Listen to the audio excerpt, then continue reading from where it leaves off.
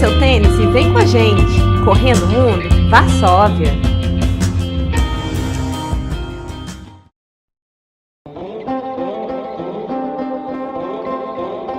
Conhecer Varsóvia nos remete a memórias de guerra, do nazismo em seu auge, guetos e tudo mais que aconteceu por aqui. Por isso, correr nessa cidade se tornou uma experiência diferente. E vamos contar tudo isso depois de pegar os dorsais e no meio da corrida.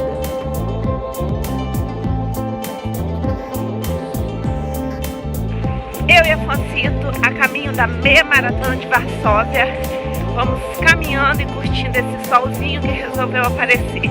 Apesar dos 3 graus, eu acho que a prova vai ser super bacana. Muita gente! E a galera já tá aquecendo! Perdi meu marido! Achei o Afonso! Já tá começando a corrida, a gente tá aqui ainda. Vamos, amor!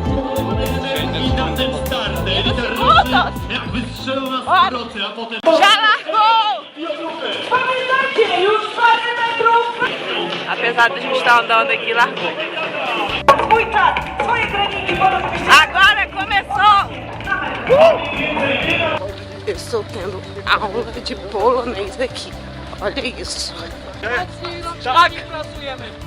Tylko mocniej rękoma, nie wydłużamy kroku. I spokojny, krótki oddech.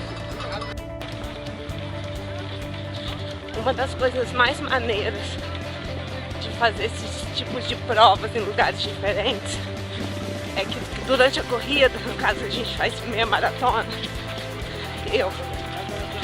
a gente tem tempo para pensar por que a gente está aqui, entendeu? Eu que já li muita coisa sobre a Segunda Guerra Mundial e sobre as atrocidades que os nazistas cometeram durante esse período, principalmente aqui na Polônia, eu imaginava chegar aqui e ver uma cidade totalmente destruída, sabe?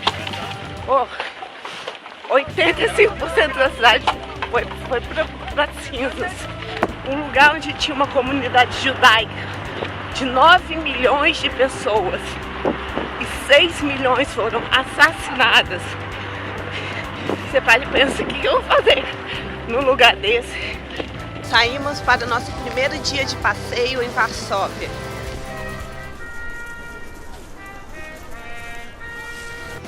Vocês ouviram o hino da cidade? Então, agora, todos os dias, às 11h15, eles tocam o hino lá no castelo para lembrar a primeira bomba que caiu na cidade, destruindo na época em que ela foi invadida pelos alemães, iniciando assim a Segunda Guerra Mundial.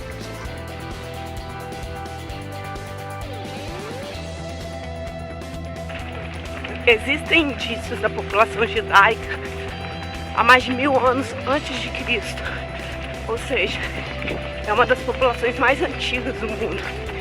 E pensar que ela, por falta de território devido à invasão, tiveram que partir para outros países e se instalar simplesmente para se desenvolver, crescer, como foi o caso dos judeus que vieram para a Polônia e para Nova York, que era a segunda maior comunidade judaica do mundo. A gente imagina que os judeus vieram para cá, a princípio, para sobreviver. Só que chegaram aqui, nesses países do leste europeu, com base na sua religião, no seu desenvolvimento intelectual e econômico, conseguiram crescer muito, a ponto de virar ameaça. A população cresceu tanto que começou a dominar os mercados, a economia das cidades. E isso foi o que gerou o princípio do Holocausto.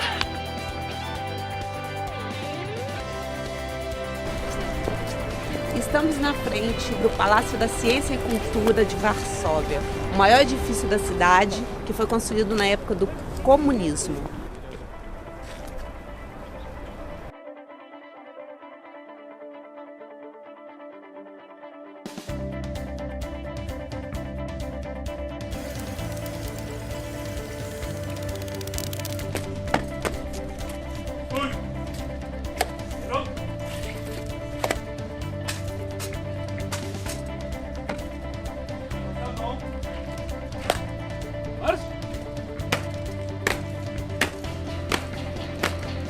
Porque muito antes de 1939, que foi quando invadiram a Polônia e começou a Segunda Guerra Mundial, os judeus já sofriam retaliação, na Alemanha principalmente, quilômetro 10.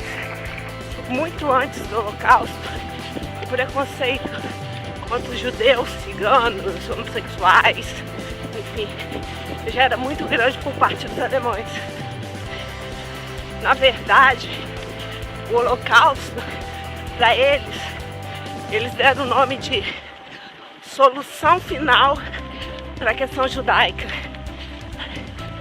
A única e última opção que eles tinham para eliminar essa ameaça. Uma população intelectualmente desenvolvida, financeiramente crescente e com uma base religiosa muito forte. É difícil acreditar que tanta coisa boa gerou tanta coisa ruim.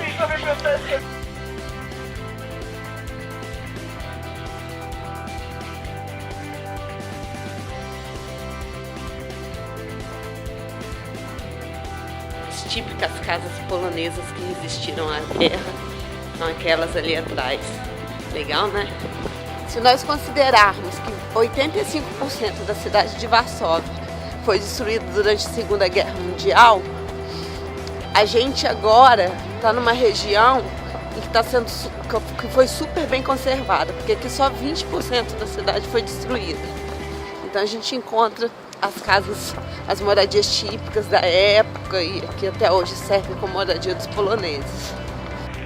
Estamos no bairro de Praga, do outro lado da ponte.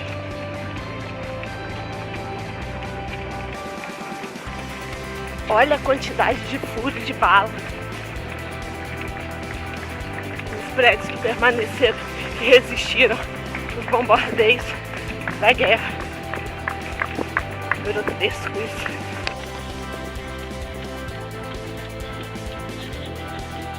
A solução final começou com a implantação dos guetos na Polônia, sendo que o maior deles era o aqui de Varsóvia. A ideia principal dos alemães da época, na verdade, era matar de fome, de sede e de frio todos que estavam dentro do beco. Gueto, desculpa.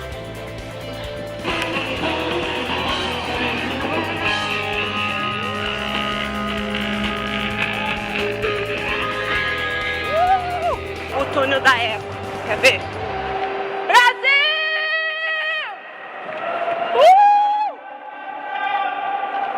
Quilômetro 18 é o quilômetro do cansaço. Pra vocês terem ideia, a cidade entrou na lista do Patrimônio Mundial da Unesco como modelo de reconstrução exata.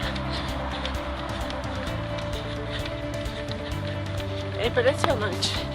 Reza a lenda que um pescador chamado Vors se apaixonou por uma sereia que se chamava Salwa, e por isso que nós temos o nome da cidade, Warsaw.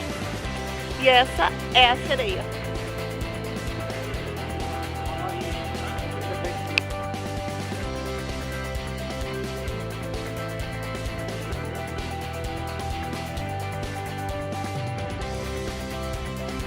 Hoje também é domingo de Ramos, então assim, todas as igrejas abertas, todas lotadas, todas tendo missa e muita gente na rua por causa disso, com um raminho na mão.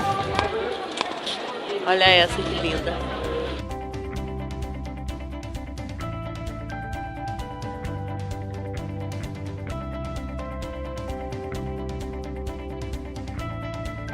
Passamos do quilômetro 20, estamos quase no final da meia.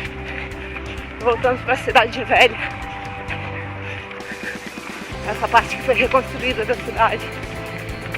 Mas até hoje, a gente passeando por essas ruas, a gente encontra prédios que estão totalmente com marcas de fuzilamento na parte de baixo e ainda com cruzes que delimitam a quantidade de pessoas que morreram nesses lugares.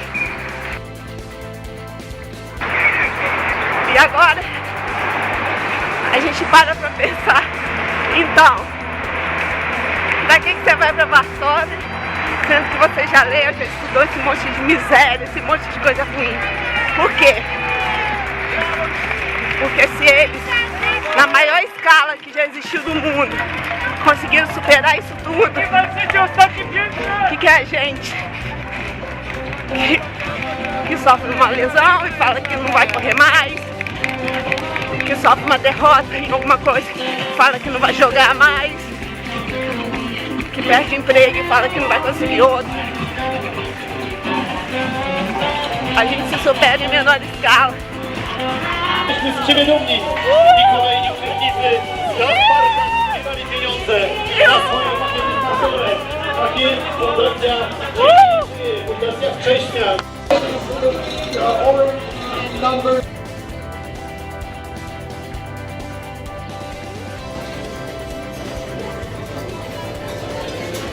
Almoço típico polonês para os corredores. Isso antes de finalizar o passeio por essa cidade que nos trouxe uma experiência única. Saímos daqui com a sensação de viver um pouquinho essa parte excepcional da história. Tão excepcional quanto as obras-primas do seu antigo morador Chopin, que também nos renovou a alma após a visita ao seu museu.